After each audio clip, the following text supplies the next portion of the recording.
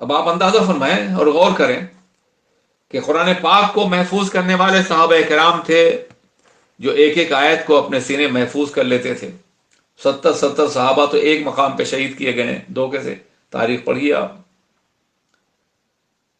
مگر خلق رسول کا عالم یہ ہے کہ 70 صحابہ سے لے کے 400 صحابہ تک اہل صفہ میں بیٹھے رہتے تھے جو سرکار کی ہر ادا کو نقل کرتے تھے. انہوں نے خلق رسول کے مجموعے تیار کیے، آج احادیث کی شکل میں وہ سب کچھ موجود ہیں. تو ان کو اس کا انعام جانتے ہیں کیا ملا؟ انہوں نے سیرت رسول کو محفوظ کیا، ان کی اداؤں کو، ان کے طرز عمل کو، ان کے کردار کو، ان کے رفتار کو، ان کے تبسم میں پہنا کو، ان کے چہرے زیبا کو، ان کی سیرت طیبہ کو، سب کچھ محفوظ کیا، ان کی خلوتوں کو، ان کی جلوتوں کو. تو اللہ نے سیرت رسول کے صدقے میں، احادیث کے صدقے میں ان کو محفوظ کر دیا. کیا دنیا میں کوئی ایسی جماعت مل سکتی ہے جس میں ہزاروں ایسے افراد ہوں جن کی صداقت کی، دیانت کی، عمر کی قسم کھائی جا سکتی ہو؟ یہ صرف راویان حدیث ہیں جنہوں نے روایت کی تو فن اسماء اور رجال کے ذریعے سے مشیت نے ان کی زندگی کے ایک ایک لمحے کو محفوظ کیا. ان کا حافظہ، ان کی دیانت، ان کا تقوی، ان کی پرہیزگاری، اور راوی کا مروی عنہ سے ملاقات اور زمانے ملاقات، یہ سب کچھ محفوظ کر دیا گیا ہے. یہ انعام ہے خدا کی بارگاہ سے. بہرکیف ان کا خلق عظیم ہے.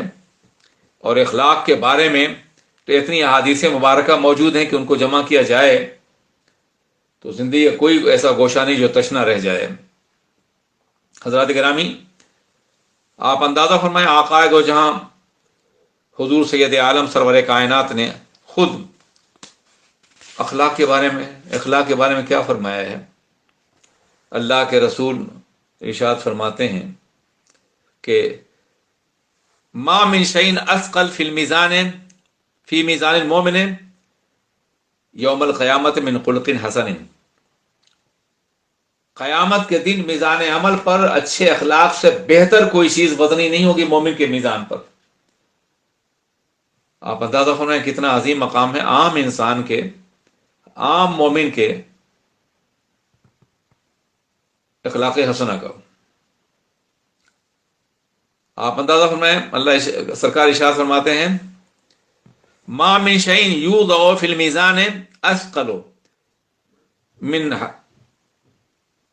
الخلق وان صاحب حسن الخلق لیبلغ منه درجۃ صاحب الصلاۃ والصوم.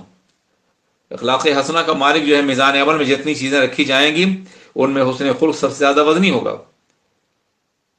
اور اچھے کردار کا مالک اپنے اچھے اخلاق کی بنیاد پر نماز اور روزہ رکھنے والے کے مرتبہ عظیم کو پہنچ جاتا ہے. اللہ کے رسول فرماتے ہیں تم میں سب سے ناپسندیدہ انسان اور میری مجلس سے دور وہ شخص ہے قیامت کے دن جو اچھے اخلاق والا نہ ہو، جو بیہودے باتیں کرنے والا ہو، زبان دراز ہو.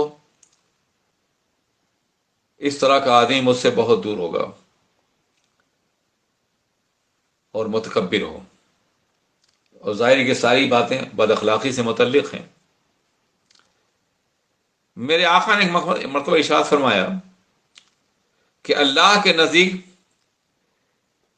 اخلاق کی 360 صورتیں ہیں جس میں توحید کے ساتھ ان میں ایک صورت بھی پائی گئی جس انسان کے اندر توحید کے ساتھ تو وہ جنت میں داخل ہوگا. جناب صدیق نے عرض کیا رسول اللہ کیا کوئی ایسا بھی ہے جس کے اندر یہ ساری خوبیاں پائی جائیں اخلاق کی؟ کہا ہاں، وہ تم ہو.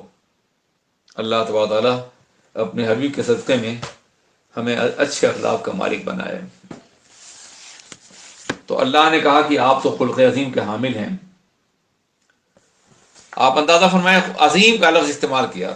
پوری کائنات کے بارے میں اللہ فرماتا ہے قل متاع الدنیا قلیل. اے پیغمبر فرما دیے کہ پوری کائنات جو ہے یہ بہت تھوڑی ہے. تو ظاہر پوری کائنات بہت تھوڑی ہے اور خلق مصطفیٰ خلق عظیم ہے.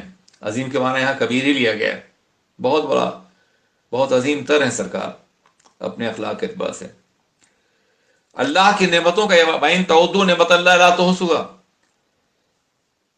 جب اللہ کی نعمتیں ناقابل شمار ہیں تو پھر سرکار دو عالم کے اخلاق کے جملہ محاسن بھی ناقابل شمار ہیں۔ حضرات گرامی، اللہ رب العزت کے فرمان گرامی کے مطابق اللہ فرماتا ہے کہ آپ خلق عظیم کے حامل ہیں، اور یہ آپ کے بارے میں جو بھی رائے رکھتے ہیں یہ ظلم عظیم ہے، مگر آپ صبر کریں۔ فَسَتُبْصِرُ وَيُبْصِرُونَ، ان قریب آپ بھی دیکھیں گے اور یہ بھی دیکھیں گے۔ بِأَيِّكُمُ الْمَفْتُونُ، کہ کون ہے تم میں مجنون۔ یہ مجنون ہونے کا الزام آپ پر عائد کر رہے ہیں، لیکن حقیقت یہ ہے کہ اگر یہ مجنون نہ ہوتے تو آپ کی ازلی صداقت قبول کر لیتے۔ وہ یہ کہا کرتے تھے کہ محمد عربی علیہ الصلوۃ والسلام نے اپنے آبا و اجداد کے دین کو چھوڑ کر سیے سابی ہو گئے ہیں، بھٹک گئے ہیں، گمراہ ہو گئے ہیں معاذ اللہ۔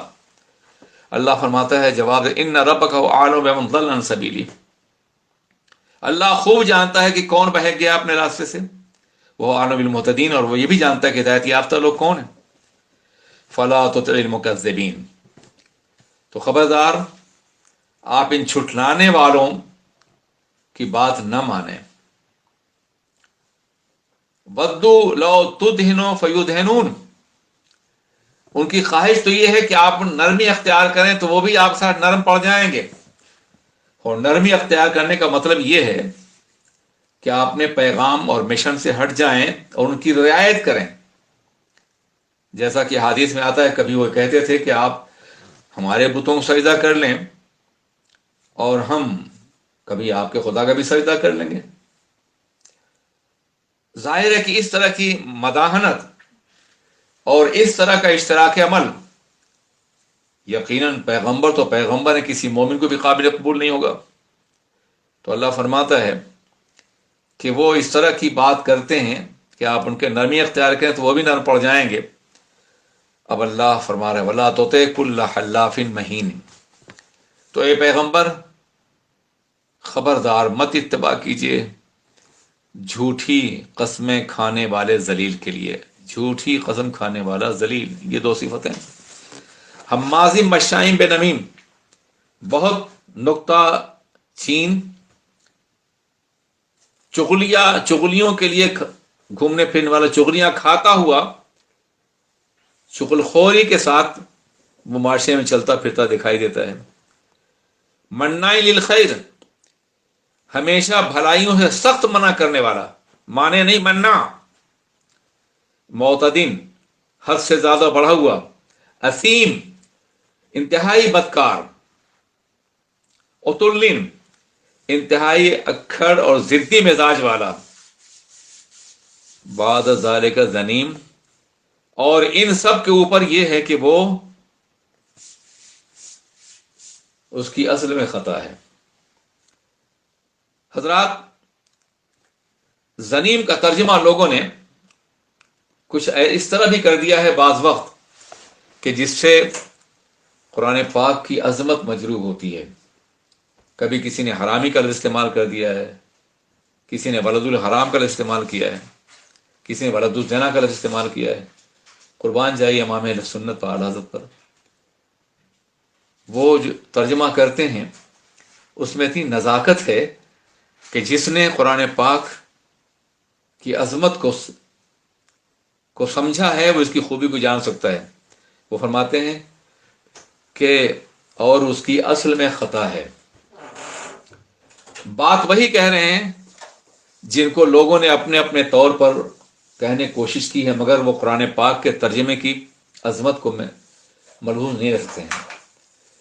امام اہل سنت کا سب سے بڑا کمال یہ ہے کہ جہاں منصب نبوت کی بات آئی ہے، انہوں نے منصب نبوت کے تحفظ کے لیے ترجمہ ایسا کیا ہے کہیں سے بھی ان کے منصب نبوت اور مقام عظمت اور ان کی عصمت پہ حرف نہ آنے پائے، اور جہاں ذات جلال خداوندی کی بات آئی ہے عظمت خداوندی کی، تو وہاں بھی ایسے الفاظ استعمال کیے ہیں جس سے نہ قرآن پہ حرف آئے اور نہ خدا کے کلام پہ حرف آئے. انہوں نے اس کا ترجمہ کیے اطلنی بعد ذالک زنیم، اس کی اصل میں خطا ہے.